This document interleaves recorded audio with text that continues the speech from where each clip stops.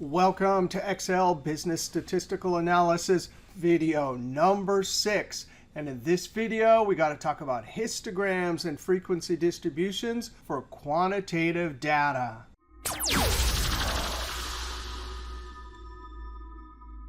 Now in this video, we have data with one variable, and it's going to be quantitative. That just means number. For tabular, we'll do frequency distributions. And graphical, it'll depend on whether it's discrete, then we use column and bar, or continuous, then we use a histogram. Now on the discrete quantitative data sheet, we have a data set here. This is from Isaac's Italian Restaurant, which has 4 banquet rooms that are used on the weekends. The data collected, number of rooms used in a day over the past year. So on January 4th, 1 of the 4 banquet rooms was used. January 5th, 2 were used.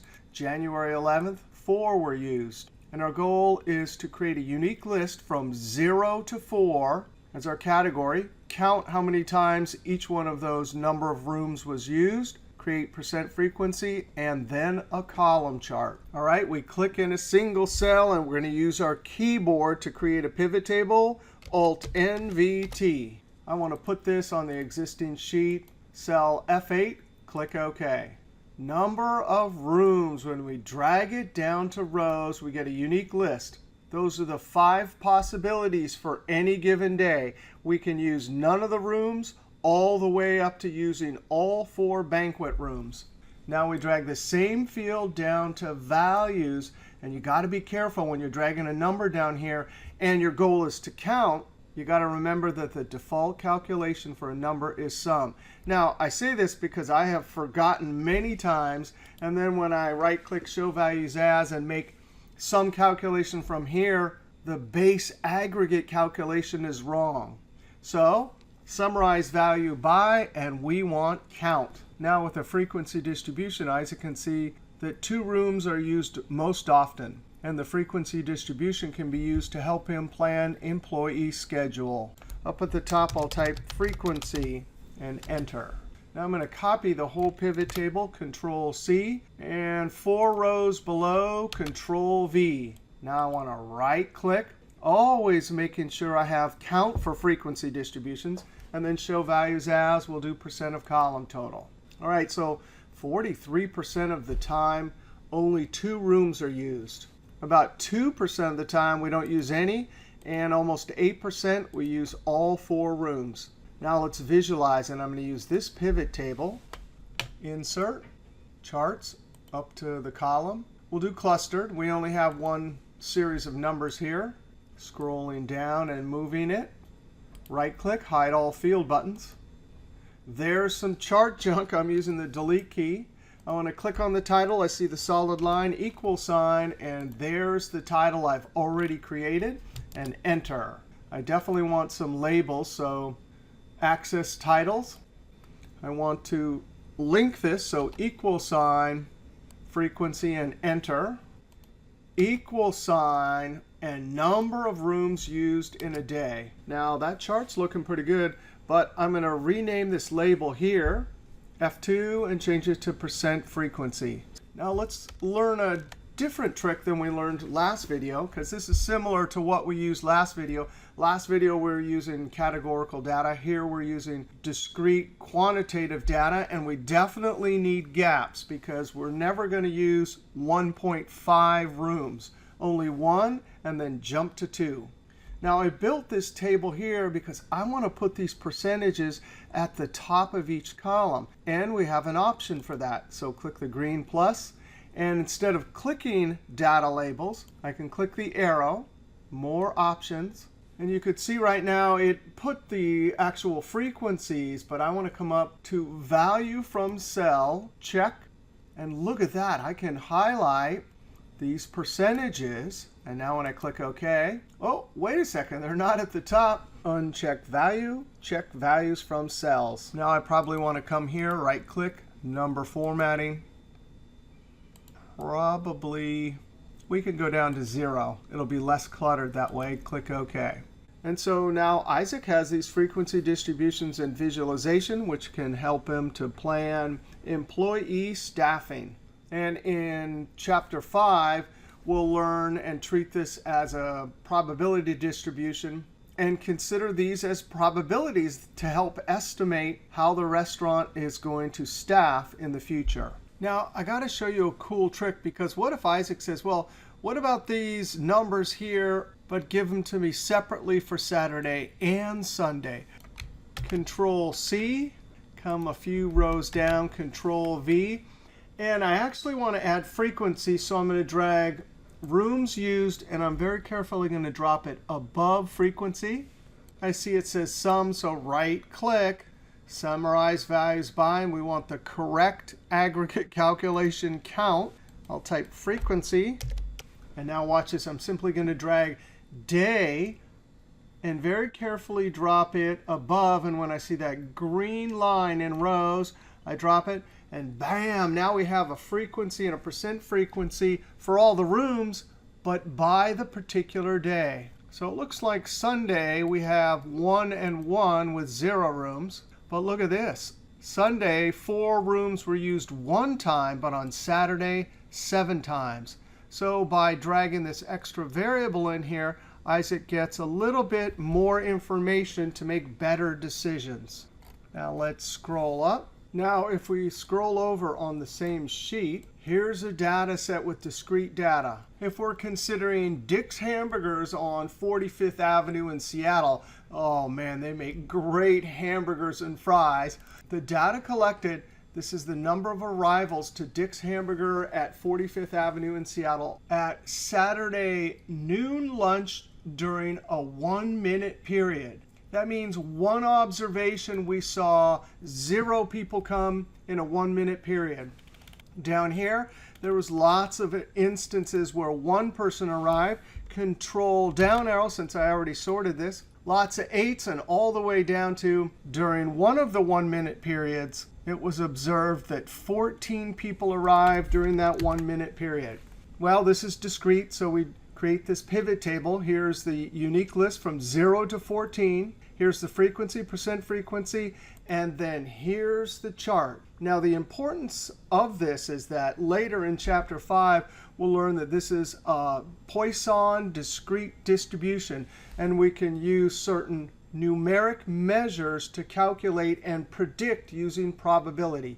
In this chapter, we're just learning how to create the frequency distribution and the visualization. So back on this sheet, now you're going to try it yourself. Now, after creating your Dick's Drive-In tabular and graphical summaries, we want to go over to the sheet Monthly Report. And I'm going to start on the answer sheet. And we want to talk about dates as a variable. Now, dates are numbers. They're discrete because you have 1 day, 2 days, and so on. You can also group dates into categories like month and quarter. But the thing about dates is that sometimes this quantitative variable can be considered a continuous variable, like the time series chart we talked about in Chapter 1, or illustrated here as a line chart, or we can treat it as a categorical variable. And so we want to see how to do both of these. We're going to go over to the sheet Monthly Report. In addition, in this example here for tabular and for our visual, we're not going to be counting. We're going to be summing sales and cost of goods sold. And we're going to see one of the most powerful tricks in Excel that's not taught in the textbook, but that you will inevitably use in your job all the time. We're going to take a bunch of dates, and the pivot table will automatically group them into months and years. And once we have months and years, we just drag and drop a number field, sales and cost of goods sold, and the totals for each month in each year are automatically created. So back on Monthly Report, we're going to click in a single cell. I'll use the keyboard Alt-NVT. Now, this is an Excel table with the name F Sales, so that shows up in table range. I want to put this in F7, click OK. Now, we see all the individual dates, but as soon as we drag the date field down to rows, it's going to automatically group into years, mislabeled as dates, but those are months and quarters. Now, we don't want quarters. And notice the field list shows quarters, years, and dates.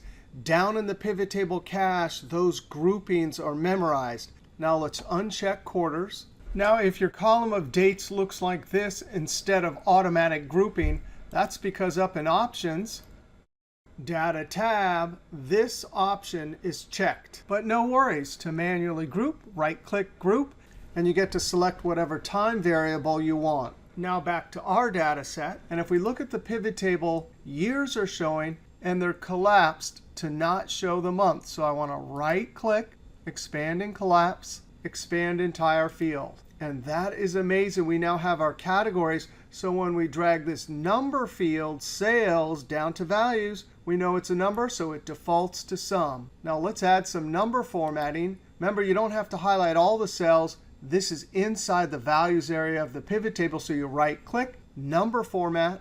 And I'm going to choose number with a comma separator. And we'll show 0 decimals so it's less cluttered. Notice I didn't choose currency or accounting because then it would show a $ in every cell. By choosing number, click OK, it's not as cluttered. But we do need to, at the top, F2, need to indicate the unit. So I'm going to indicate the unit in the column header. Drag COG, COGS, cost of goods sold. Those are the costs. Right-click, Number Format. And yes, you do have to do this to each column. Click OK. Up at the top, F2. And when I hit Enter, that's one of the fastest monthly sales and cost reports you will ever create. Now with a tabular report like this, we have all the detail, every single number. But if we want to see trends and patterns, that's where visualizing the data comes in. So we'll click in a single cell, Insert, Charts. And we don't want to use the XY scatter chart. That's for XY data. We have sales and cost data that we need to plot against an equidistance time variable on the horizontal axis. We need to take these numbers, show the up and down trend. And for that, we use a line chart. I'm going to use this first one here, line. Drag it, make it bigger, resize. Right-click, hide all field buttons. Select Control-1. We'll put it at the top. I want to add a chart title, so I'll check that. I see the solid line. I type in equal sign, shoots me up to the formula bar.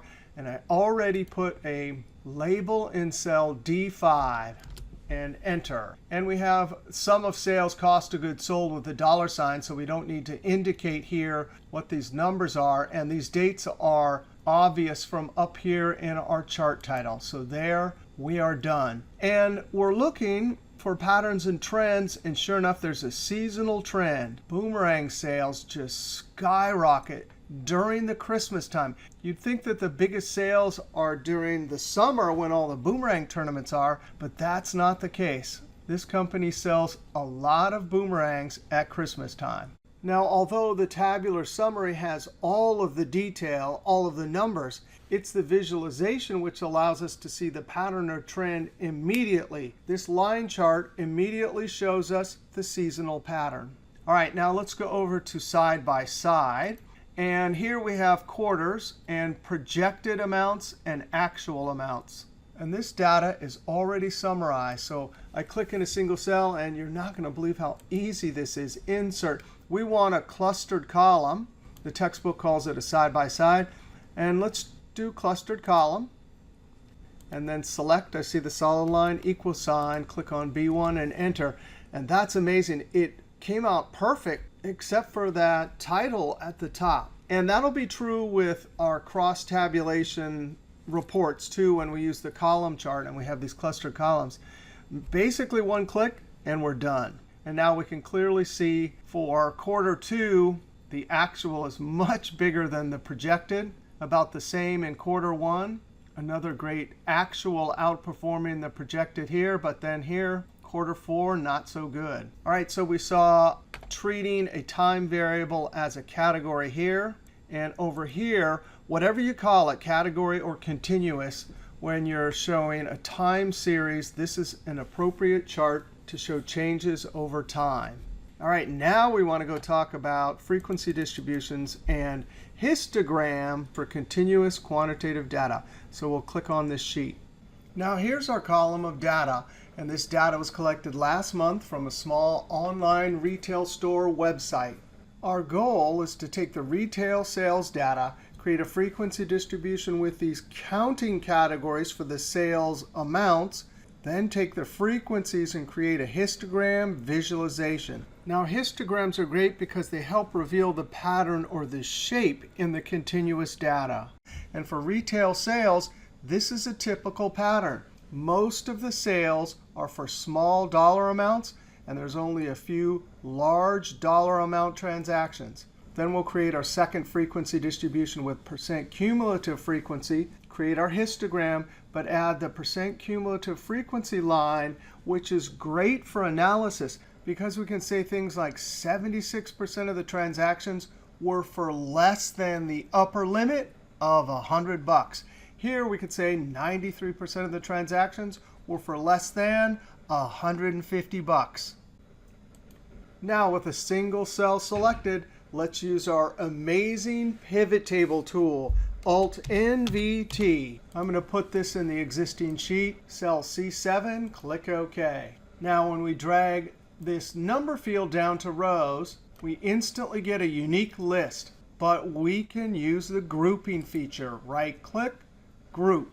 Now this grouping dialog box gives us starting at, which is the min value it found in this column, the max value it found in the column, and a suggested increment for each counting category. Now this is the art side of statistics because we have to pick a lower limit for the first class, an upper limit for the last class, and an increment. These numbers are pretty easy, so we can eye it. We'll move this one down to 0. So the lower limit for the first class will be 0. This one we can move up to 500. Once we have lower limit of the first category and the upper limit of the last category, we can calculate the range, which is 500. 500 divided by an increment of 100 would give us 5 counting categories. Let's try 50. That'll give us 10 counting categories. When I click OK, bam, we have created counting categories that allow us to count the sales amounts. Now remember, the upper limit is never included. The lower limit is included. So if there's a 50 over here, it's definitely not counted here. It's counted here. Now, 2 videos ago, we talked about 3 ways to change these ambiguous labels. I'm going to choose to indicate in this label at the top. So I'll F2, and in parentheses, I'm going to say upper limit not included. And we'll put this as a label in the histogram horizontal axis. So when they see these labels, they'll know upper limit is not included. Now we can drag this number field. And normally when we drag a number field down to values, it defaults to sum. But this is a counting category, so it defaults to count. Up at the top, we'll type frequency and enter. So there's the retail sales pattern. Most of the transactions are for small dollar amounts. Now, we're going to use a column chart and change the gap widths. What you don't want to use is we don't want to create our histogram by going to Insert, Charts, Drop Down, Histogram. If we click this, it won't even let us. It's like, what? Watch this. This is the intention of Microsoft, and this is what we are never going to do.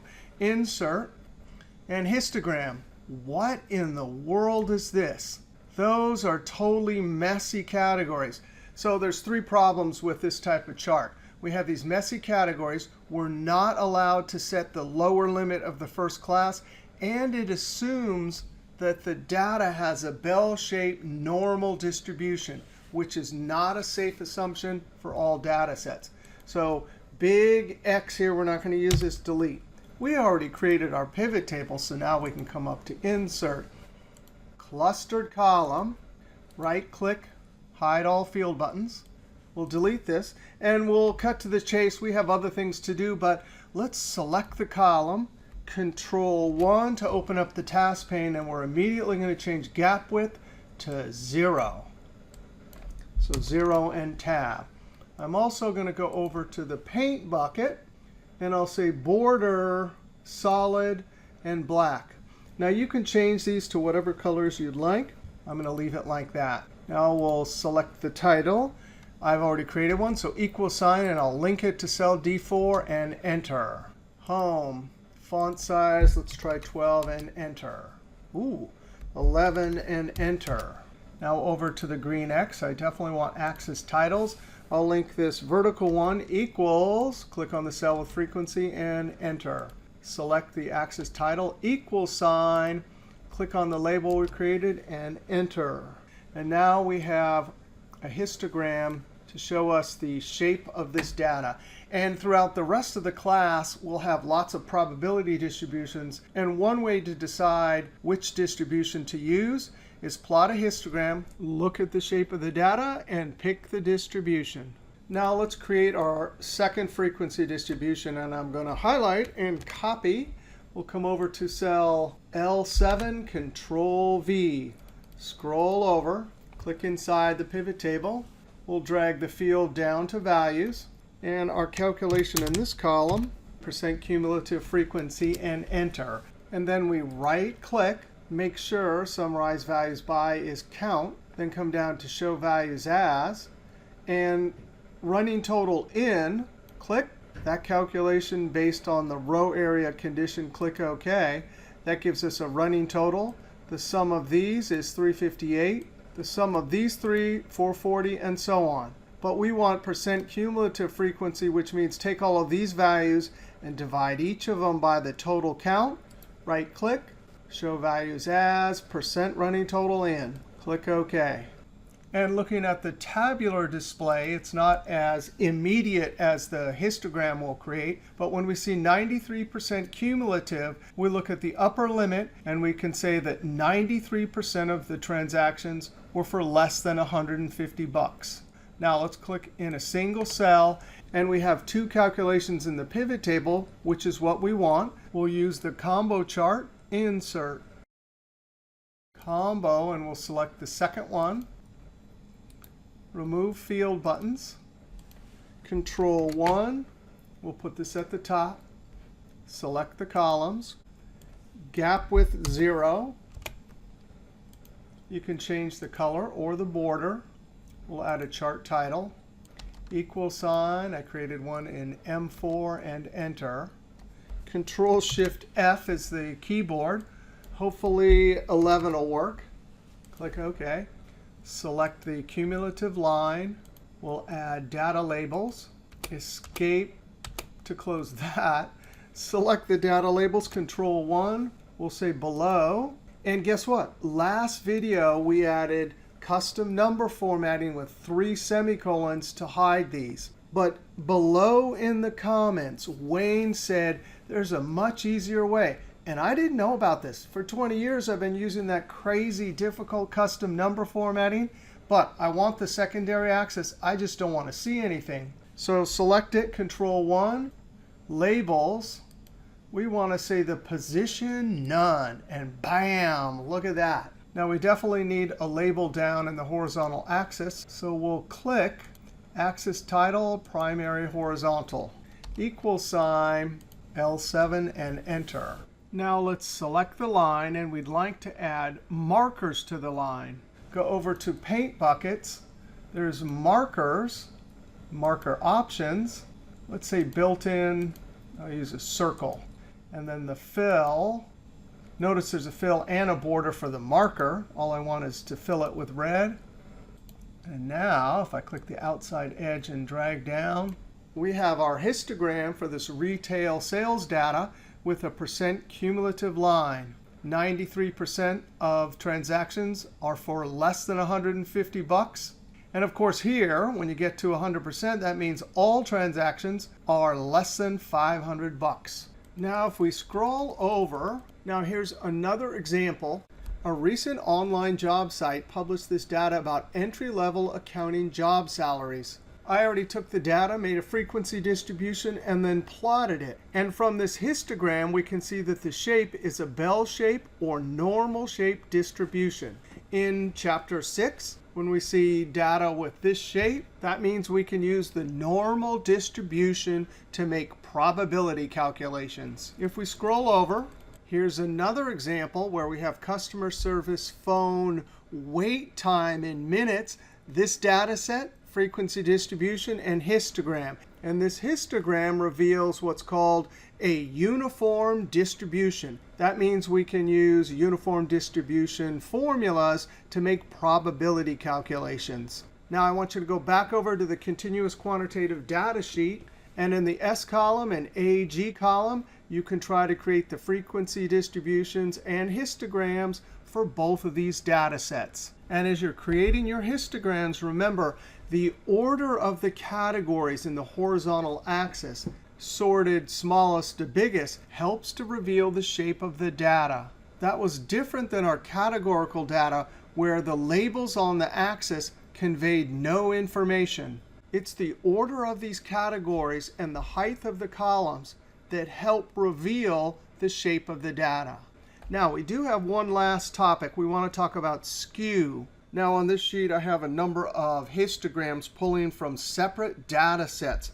And what I want you to do is hit the F9 key. I'm hitting F9, F9. And you can see each time I hit F9, it's pulling from a random set of data. And what we're doing is we're simulating taking samples from the same type of data. So for example, this upper left one, these are test scores. And every time we have a test in the class, the shape tends to be the same. The higher frequencies are for higher scores, but there tends to be a few really low scores. When you see this pattern in your data, you say the skew is to the left or negative. Now, next chapter, we'll learn about calculating averages, and in particular, the mean. That's adding them up and dividing by the count. Well, imagine if you have a bunch of really big values, and there's a few really small values on the left. What does that do to the mean? That pulls it down. But in this chapter, we're just talking about what the skew looks like visually in a histogram. Now, if we jump down to this bottom histogram, F9, F9, this is retail or department store data. And the higher frequencies tend to be for the smaller dollar amount. But there's a few big transactions on the right. When you see a histogram skew like this, you say it's skewed to the right or positive. And if we calculate the mean with a bunch of small values, but there's one or two really big values, that will tend to pull the mean up. Now up here, this histogram is based on human height data. And we tend to always get a bell-shaped or normal distribution. Now, if you get a perfectly symmetrical histogram, then there is no skew. Now, another type of pattern, which has nothing to do with skew, is bimodal. That means we have some big columns on the right and some big columns on the left. And F9, F9. Sometimes this happens with test scores. Here's one right here. House prices tend to be a bunch of small ones, but there's a couple $1 million houses that create a skew to the right or positive and would pull the average mean calculation up. All right, that was a lot of fun with quantitative variables, discrete and continuous. We talked about skew and histograms. We talked about how to create histograms. We looked at a date variable where we used a side-by-side chart. We saw the amazing PivotTable grouping feature where we totaled sales and cost of goods sold and used the appropriate chart to show changes over time, the line chart. And we started it off with a discrete quantitative variable, and we built a frequency distribution and a column or bar chart with no gaps. All right, we'll see you next video.